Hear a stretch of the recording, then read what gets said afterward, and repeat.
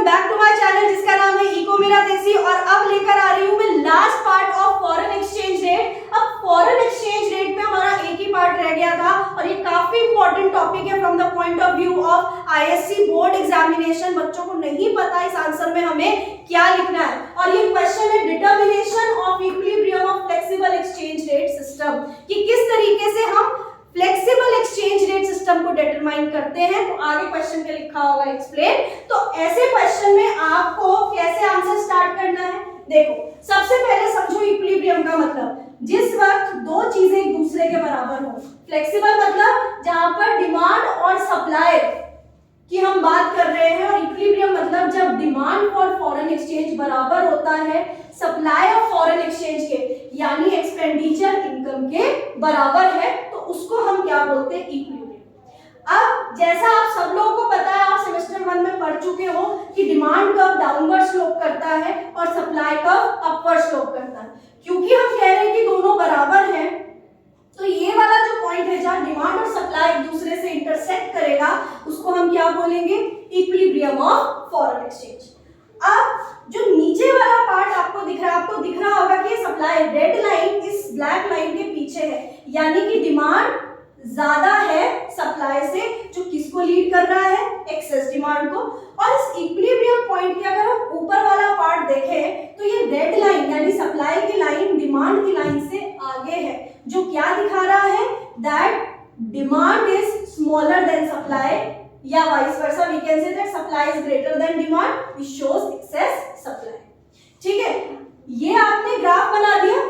Graph बनाने के बाद अब आपको यहाँ पर कुछ पॉइंट्स मेंशन करने हैं, जैसे कि ये इक्विलिब्रियम से हमने एक परपेंडिकुलर इधर ड्रॉ करा, इसका नाम हमने रखा R।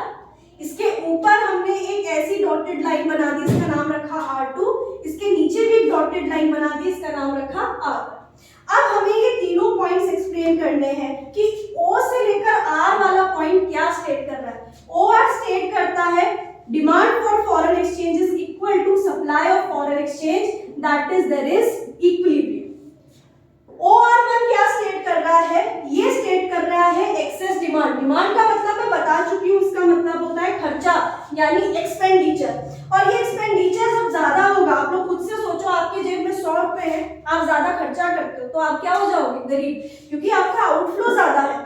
तो वही चीज है कि देश खर्चा ज्यादा कर रहा है तो देश का आउटफ्लो ज्यादा हो रहा है।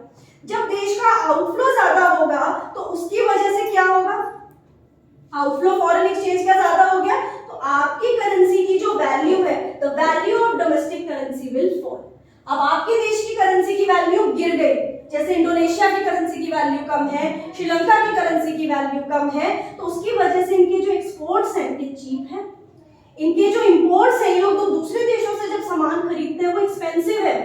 As a result of which, due to which exports will increase. अब इन देशों से हम सामान ज्यादा खरीदेंगे क्योंकि एक्सपोर्ट चीप है, exports will increase and imports will fall.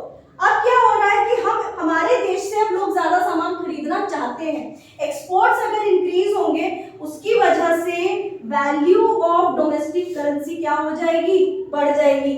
ये कब तक बढ़ेगी, जब तक ये OR पॉइंट तक रीच ना कर जाए, until and unless it reaches the point of equilibrium, that is OR।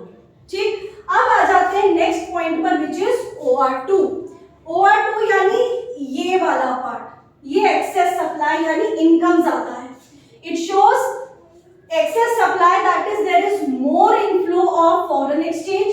अब ज्यादा अगर इनफ्लो है, आप पे पैसा ज्यादा आ रहा है, तो आपका देश क्या हो जाएगा, अमीर, यानी value of domestic currency will increase. अगर डोमेस्टिक करेंसी की वैल्यू बढ़ गई यानी आपके एक्सपोर्ट्स एक्सपेंसिव हो जाएंगे, इंपोर्ट्स चीप हो जाएंगे। जब एक्सपोर्ट्स एक्सपेंसिव हो जाएंगे तो उसकी वजह से आपके देश में के जो लोग हैं वो इंपोर्ट्स ज्यादा करेंगे, क्योंकि इंपोर्ट्स क्या है, चीप, और एक्सपोर्ट्स डिक्रीज हो जाएंगे क्योंकि एक्सपोर्ट्स क्या हो गए हैं, कॉस्टली, जिसकी वजह से धीरे धीरे आपकी करेंसी में पैसा कम आने लगेगा and value of domestic currency will fall. Domestic currency की वैल्यू गिर जाएगी, कब तक गिरेगी, until and unless it reaches the point of equilibrium, that is OR। अब आते हैं लास्ट पार्ट पे, ये क्वेश्चन आता है depreciation and appreciation appreciation of domestic currency.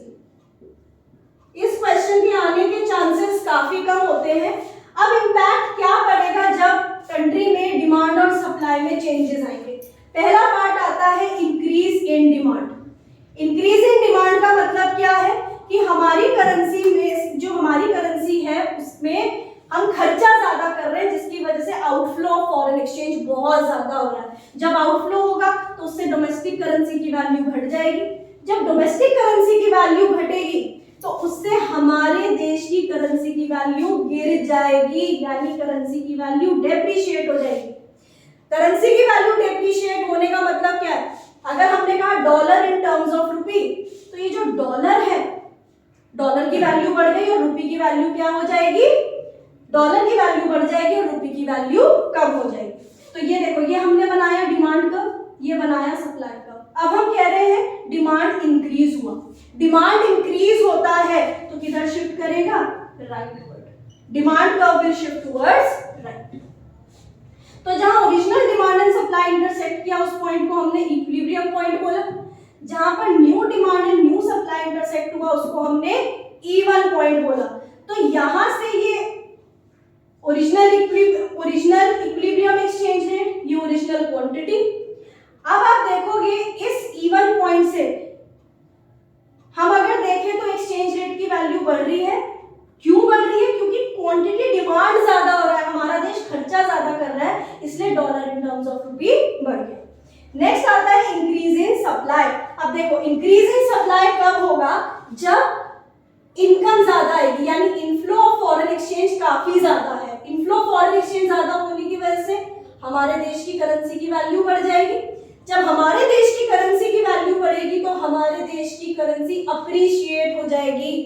हमारे देश की करेंसी की वैल्यू अप्रिशिएट हो रही है, यानी डॉलर की वैल्यू कम और रुपी की वैल्यू क्या है? ज्यादा हो रही है, यानी dollar in terms of rupee falls. Dollar की वैल्यू रुपी के रिगार्ड में गिर रही है। अब देखो, ये ओरिजिनल डिमांड कर्व बना दिया, ये ओरिजिनल सप्लाई कर्व बना दिया। हम क्या कह रहे हैं? इंक्रीज इन सप्लाई, यानी सप्लाई कर्व किधर शिफ्ट हो जाएगा? It will shift towards right. जहां ओरिजिनल डिमांड और ओरिजिनल सप्लाई इंटरसेक्ट करेंगे उसको हमने बोला इक्विलिब्रियम पॉइंट। जहां पर ओरिजिनल डिमांड कर्व और नया सप्लाई कर्व इंटरसेक्ट करेगा उसको हम बोलेंगे इवन पॉइंट। इक्विलिब्रियम से हमने original equilibrium exchange rate and original quantity बनाई। अब न्यू इक्विलिब्रियम पॉइंट से हम देख रहे हैं एक्सचेंज रेट, तो एक्सचेंज रेट फॉल हो गया, यानी डॉलर इन टर्म्स ऑफ रुपी गिर गया, क्योंकि हमारे पास इनकम ज्यादा आ रही है, यानी क्वांटिटी ऑफ इनकम हमारी कंट्री में ज्यादा हो रही थी। तो आई होप आप लोगों को ये टॉपिक इजीली क्लियर हो गया होगा। मैं इसकी भी प्लेलिस्ट जो है अभी अपने यूट्यूब चैनल पर डाल दूंगी। So stay tuned with my YouTube channel, क्योंकि मैं सारे के सारे चैप्टर्स आप लोगों के कंप्लीट करने वाली हूँ। और हाँ, मेरा टेलीग्राम चैनल ज्वाइन करना मत भूलिएगा, क्योंकि उसमें मैं बहुत सारे इंपॉर्टेंट नोट्स और बहुत सारे उसमें इंपॉर्टेंट क्वेश्चंस आपको भेजने वाली हूँ। तो अपना बहुत बहुत बहुत ज्यादा ध्यान रखिए। टेक केयर, मिलती हूँ नेक्स्ट वीडियो के साथ।